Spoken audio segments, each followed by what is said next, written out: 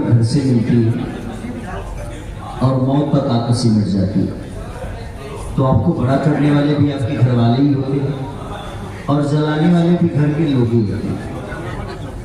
तो मुझे लगता है कि मेरी ज़िंदगी में मेरे प्रांत का, मेरे जिला का, मेरे बिहार का, मेरे यूपी का, मेरे भाषा का बहुत ज़्यादा योगदान है। नहीं तो सब लोग, मुझे नहीं लगता कि यहाँ जितने लोग आए हैं सब मेरे जीवन के बारे में जानते हैं। कोई ऐसा नहीं होगा जो मेरे जीवन के बारे में नहीं जानता। एक गांव से उठ के आप सबके बीच में अगर मैं कुछ बोल पा रहा हूँ तो ये भी पावर आप सबने ही दिया है मुझे। ऐसा नहीं कि सब लोग बचपन से पत्रकारिता करते हैं, कहीं ना कहीं सब लोगों ने गांव से उठ के यहाँ तक पहुँचे। इसलिए मुझे लगता है कि गांव की जो भाषा होती है, जो गांव का परिवेश होता है, जो गांव की कष्टें होती है, चाहे वो भैंस चराना हो या दूध बेचना हो, तो सबके अपने जीवन में एक संघर्ष है। और मुझे लगता है कि यहाँ कितने लोग ऐसे हैं जो अपने बच्चे को मोबाइल खेलने के लिए देते हैं, पर हम बताएंगे, एक बार ईमानदारी से बताइए। ये वही सारे लोग, इस संघर्ष की भी वही कहानी है कि आज हमारे बच्चे मोबाइल से ज़्यादा कनेक्ट हैं अपने माँ बाप से बहुत कम, क्योंकि उनको माँ बाप का प्यार बहुत कम चाहिए, उनको मोबाइल चाहिए। वो आते ही अपने पापा ड्यूटी से आते हैं तो पापा से मोबाइल मांगता है, पापा की गोद में नहीं जाता। और इसीलिए मैं चाहूँगा कि आप लोग अपने बच्चे को संघर्ष जरूर दिखाइए कि मोबाइल से वो इतना कनेक्ट हो गए हैं कि कहीं ना कहीं हमारे प्यार और हमारे संस्कार से वर्जित हो गए हैं। और हम लोगों ने उसी बेस पे कहानी को किया है कि संघर्ष का मतलब ये नहीं होता है गरीबी। संघर्ष हर चीज के लिए किया जा सकता है। शादी के लिए संघर्ष, तो पिता के लिए संघर्ष, बच्चों के लिए संघर्ष, खाना खाने के लिए संघर्ष, कहीं ना कहीं जाने के लिए संघर्ष।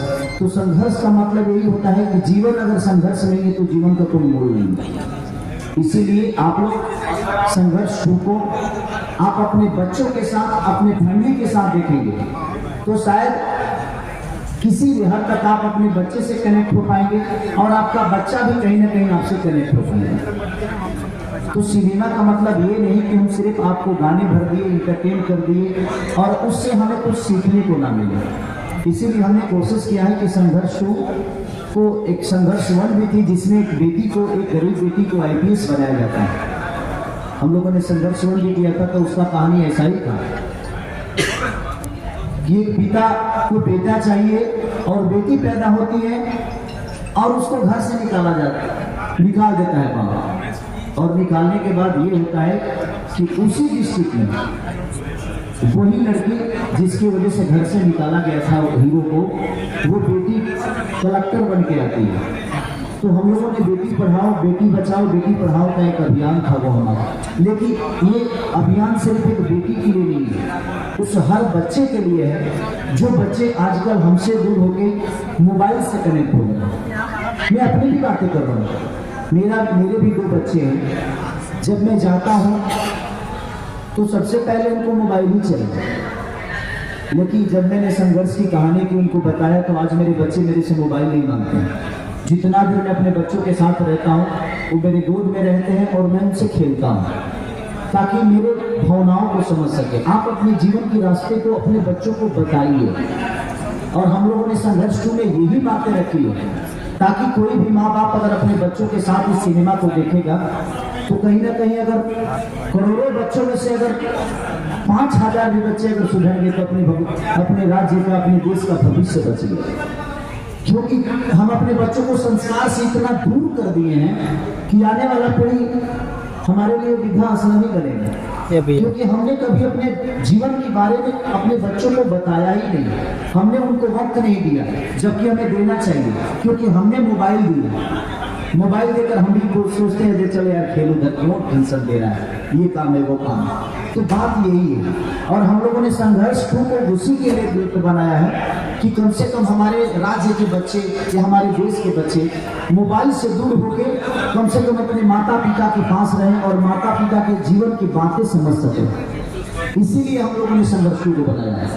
तो मैं सबसे यही रिक्वेस्ट करूंगा कि सदियों बाद कोई बेहतर चीजें बनती है अगर आप सब मिलकर इसको सपोर्ट करेंगे तो मुझे लगता है कि हम भी एक बेहतर दिशा में काम करने की कोशिश करेंगे। आदमी का मनोबल कब टूटता है? जब अच्छा चीज करने के बाद भी उसको तारीफ नहीं मिलती। आप ही हैं, अगर अच्छा न्यूज बनाते हैं, अगर हम आपकी तारीफ नहीं करेंगे तो फिर आप न्यूज बनाना छोड़ देंगे या बेहतर न्यूज की तरफ नहीं जाएंगे। आपकी बेहतर न्यूज का अगर व्यूअर नहीं आएगा तो आप बोलेंगे। अगर आप राम की चर्चा करते हैं और कोई आपका न्यूज नहीं देखेगा तो आप राम का चर्चा करेंगे?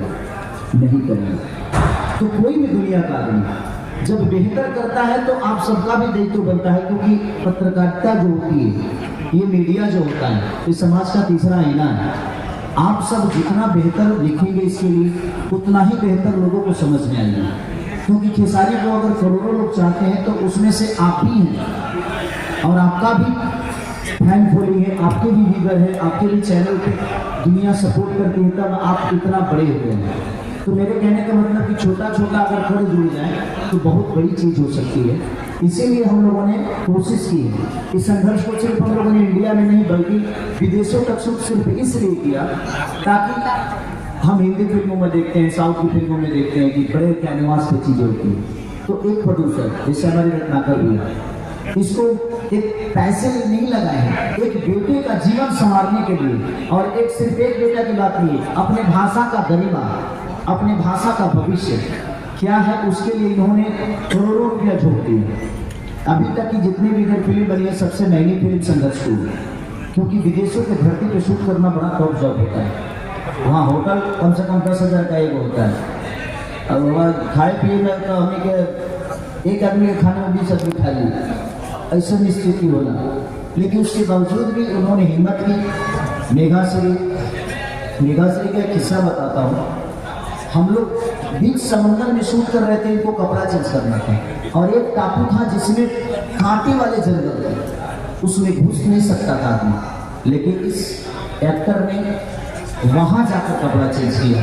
उस दिन से मैं इनका सम्मान मेरे मन में बहुत बढ़ गया, और ये बात सबने देखी कि उस कांटों में जाकर भी ये लड़की कपड़ा चेंज करके होटल नहीं गई।